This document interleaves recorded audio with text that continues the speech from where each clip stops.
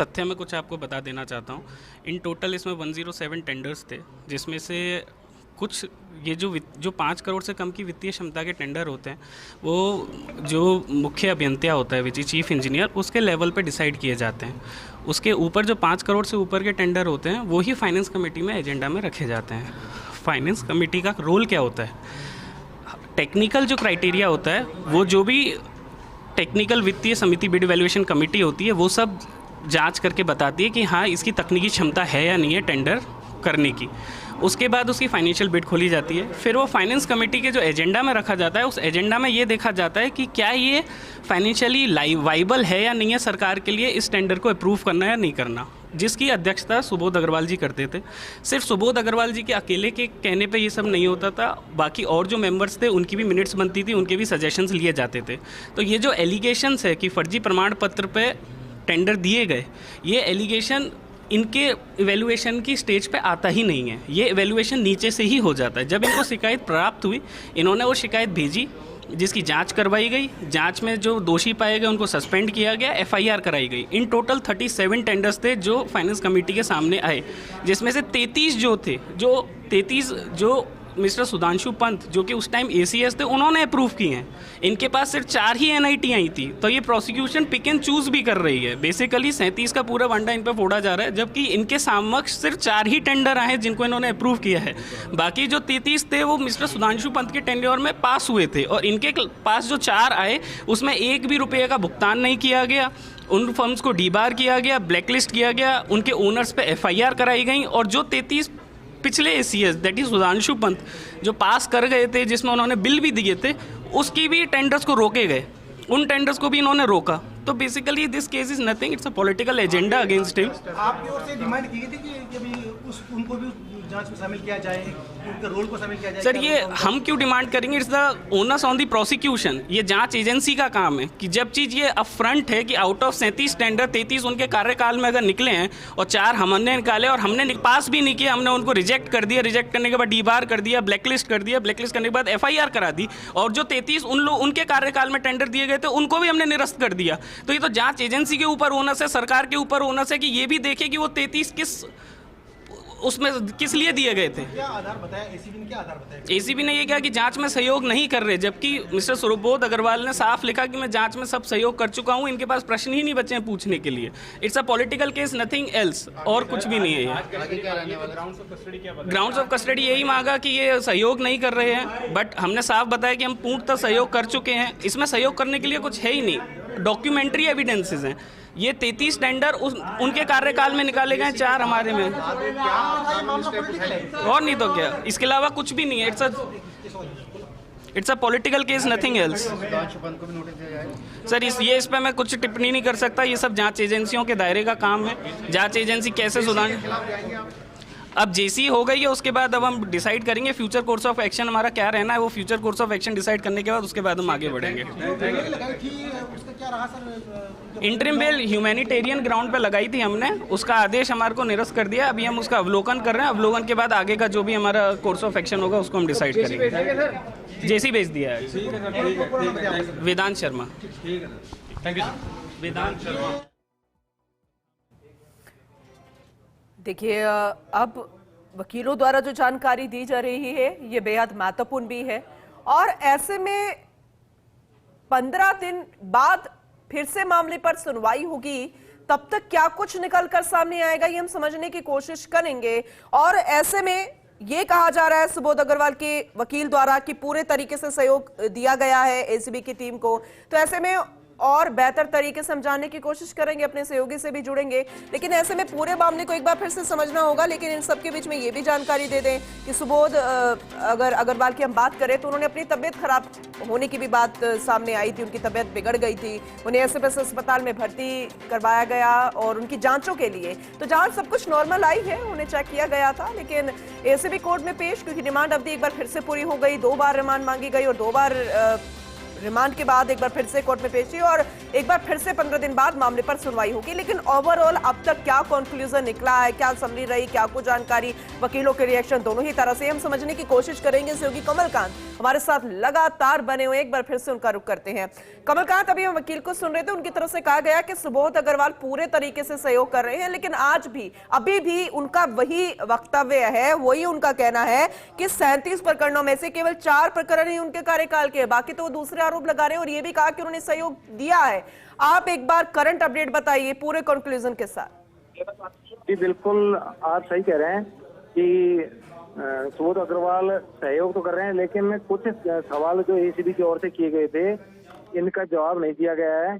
और जब जवाब नहीं दिया गया है तो एसीबी की ओर से ये कि भाई जांच पूरी हो गई है, इसको लेकर हालांकि उन्होंने 2 दिन का रिमांड भी मांगा था, लेकिन कोर्ट ने 2 दिन का रिमांड कंसीडर नहीं किया और जेल भेज दिया। इस मामले पर 15 दिन बाद सुनवाई होगी। कहा जा सकता है कि 15 दिन के लिए जेल भेजा है।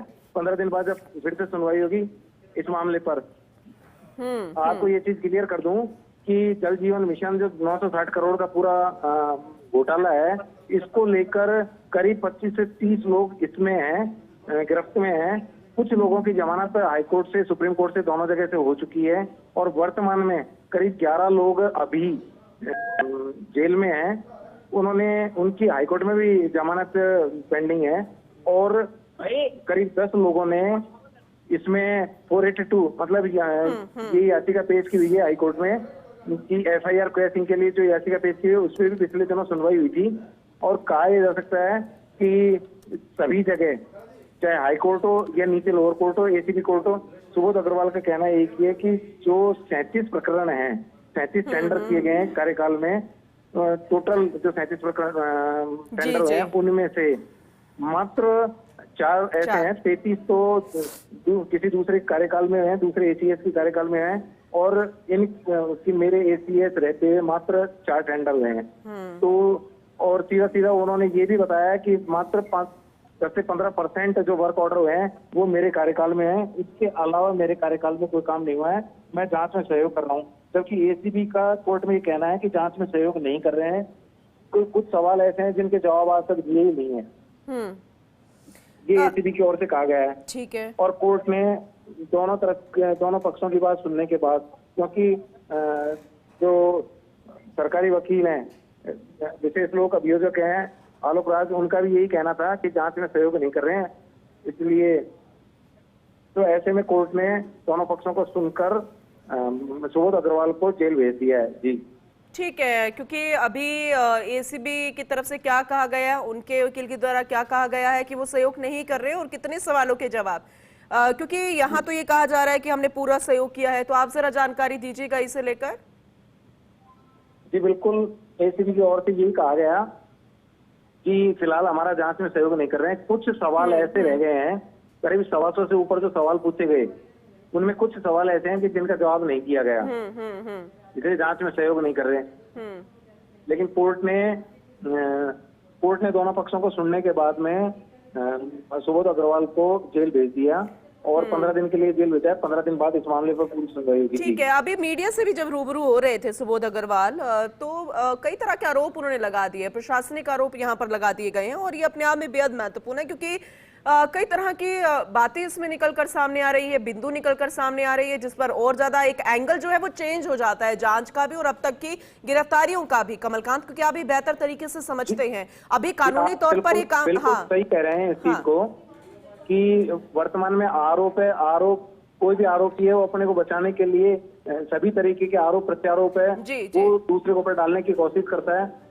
यह फिलहाल जांच का विषय है कि एसीबी इसमें फिलहाल जांच कर रही है और जांच में और क्या कुछ निकलकर सामने आता है तो कहा जा सकता है कि आरोपी, कोई भी आरोपी हो, अपने बचाव के लिए, और उनके वकील जो बचाव पक्ष के वकील हैं वो भी आरोपों से हमेशा डिनाई करते हैं, मना करते हैं।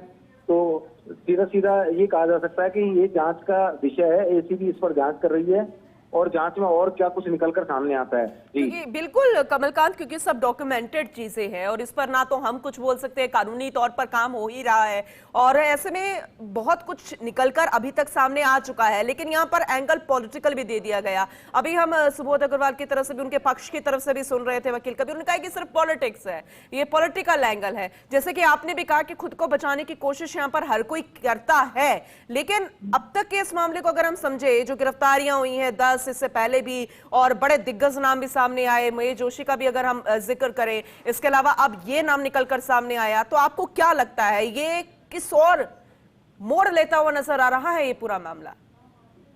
जी बिल्कुल, आप सही कह रहे हैं। हाल ही में अभी 13 तारीख को एसीबी ने 15,686 पेज की इसी मैटर से जुड़ी जो 10 लोग बंद हैं उनके खिलाफ चार्जशीट पेश की है कोर्ट में। चार्जशीट में सभी चीज, मतलब जो पूरी जांच है इस विषय की, पूरी जांच वो पेश की है, जिसमें जो कमेटी है उसके पावर्स क्या क्या हैं और जो मीटिंग है वो मीटिंग का समय, सब कुछ उन्होंने पेश किया है। जो 15,686 पेज की जो चार्जशीट पेश की है, इसका मतलब हर एंगल से एसीबी ने जांच की है, किसी भी एंगल को एसीबी छोड़ नहीं रही है। तो कहीं ना कहीं कुछ ना कुछ हुआ होगा, इसीलिए इतनी बड़ी चार्जशीट पेश की जा रही है और किसी भी आरोपी को इसमें बख्शा नहीं जा रहा है। जिस एंगल से जो जांच के दायरे में आ रहे हैं एसीबी तत्काल उनको अपनी गिरफ्त में लेकर उनसे पूछताछ कर रही है और पूरी चीज जो भी जांच कर रही है वो कोर्ट में साथ के साथ प्रस्तुत भी कर रही है।